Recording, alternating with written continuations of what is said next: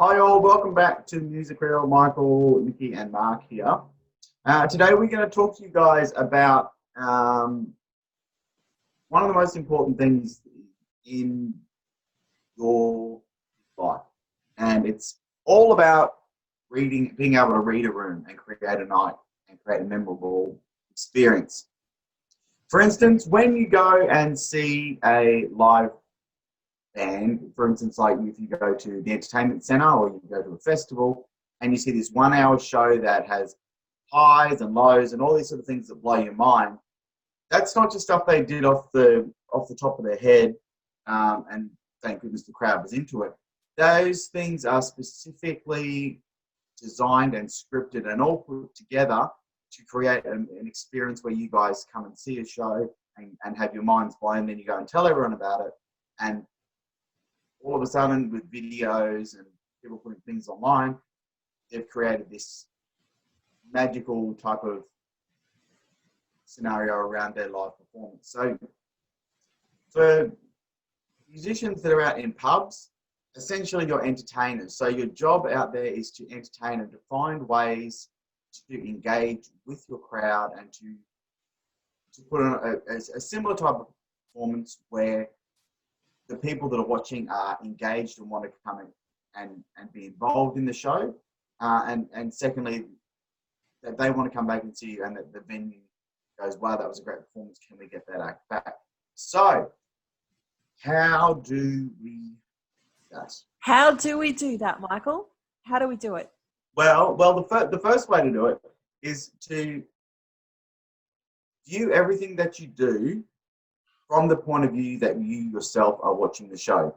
So what I encourage acts to do is go around and watch a couple of other performances of acts, take the good things and take the things that you don't like as much, and then be just as, when you're critiquing those other acts, then have a look at your act and critique it the exact same way that you do those other acts. And you'll soon start to find things that you're doing and things that you're not doing and things that you should be doing to involve a crowd in your performance. Now, it's not always about just getting people up and dancing and going crazy. There's things to note, like you've got to watch that there's people going back and forth to the bar because alcohol and food is what's paying for your performance essentially. So you need to be mindful of those things and ways to build your night so that if you've got a full dance floor and there's no one at the bar, well, no one's making any money. So you've got to work out different ways and different things to do. Now, if you're doing a show and say it's a restaurant show, no one's going to be getting up and playing, but you've still got to be able to engage and do those things.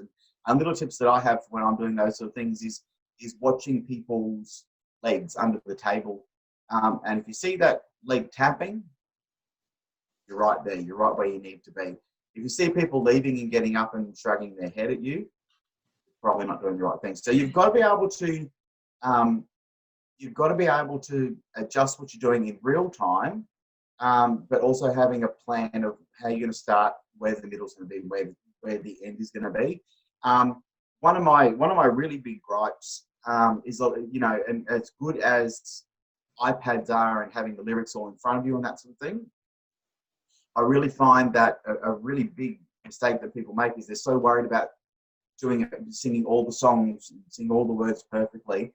They forget, because when you're singing and playing and you're reading words, all of a sudden your eyes can't see what's happening out in front of you. You can't see that one person's liking it, this person's hating it.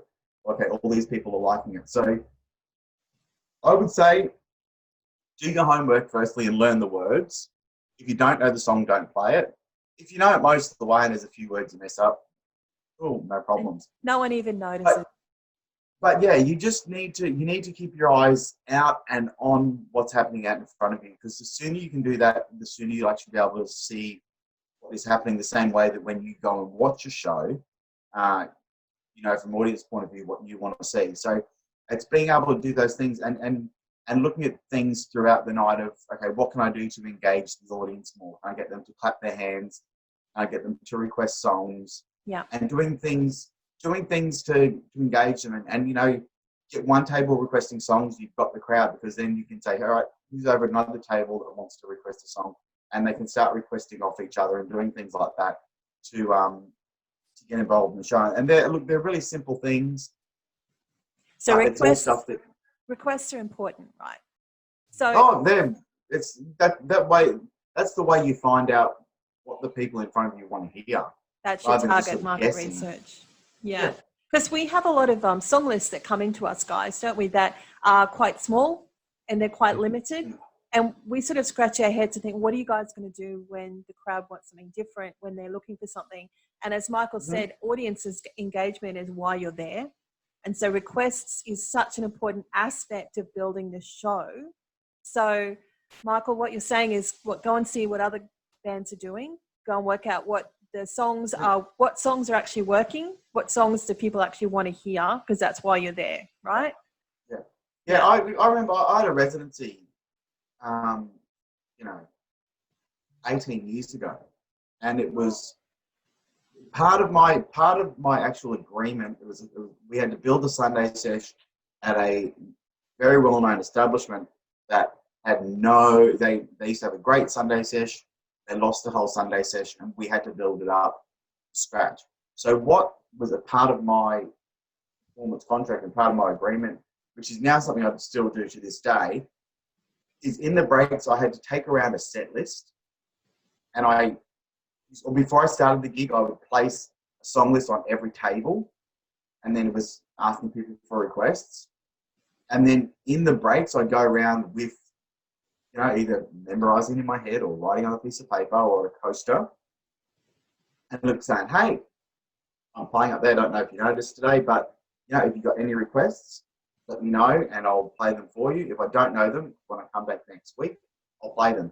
And we started doing that, and surely week by week, we kept building. Got 2, 3, then it was 6 people, it was 10 people, and we build up a really cool Sunday session again. Great. So doing simple things like that and just talking to people, asking them for their feedback. And if you don't know the song, say, look, I don't know it. Next time I'm back here, which is this day, I'll play it for you. Come back and see me. And honestly, 90% of the time they generally come back, because it's a local venue. They're at Great they're at that advice. venue anyway, so they're gonna come back and see you. So it's really good stuff to do, and it's just a great way and a really easy way to find out what people want to actually hear. Great. Well, look, I know with what Michael does, it's all about live shows, and what Mark does, it's about building a venue through being a DJ. So I guess it's a little bit of a different strategy. So, Mark, tell us about what your strategy is in order to build a night. So, as you've heard Michael, what he's done to rebuild his night, what do you do as a DJ? Absolutely. Look, I think it's pretty much the same principle, whether it be live or DJ, when it comes down to it.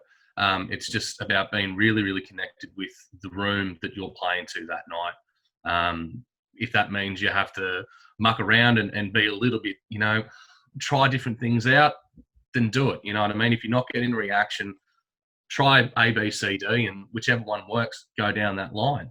I mean, ultimately, as Jeevesy said, it's all about keeping the punters in your venue happy.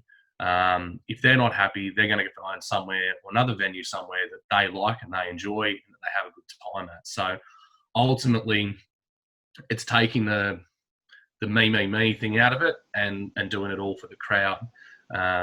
It's requests are everything. If you can get, as Michael said, a group of 5 people at a table to stick around for an extra hour, the possibility in that time is they're going to buy at least another couple of drinks.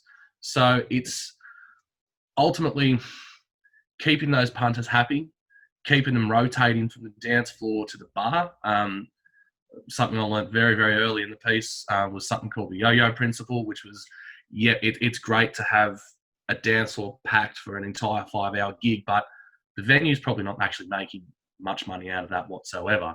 The idea behind the principle was to play 2 or 3 killers, real good tracks, and then throw something that we'd call filler in, which it didn't have to be a shit song necessarily, just something with a little bit less energy, a little bit more, a little bit less, I really want to dance, or even something that's a little bit left field for most people, I'd find that would send a percentage back to the bar. They'd buy their drinks, and by the time they bought their drinks, you throw another big track on and you bring them back again to the dance floor. So it's that constant give and take between making sure that you're playing good music, that requests these people actually want to hear, and ensuring that the bar's always ticking over. Because if the bar's ticking over, I can guarantee you that bar manager or that GM will turn around and say, hey, our figures are really, really good with this person.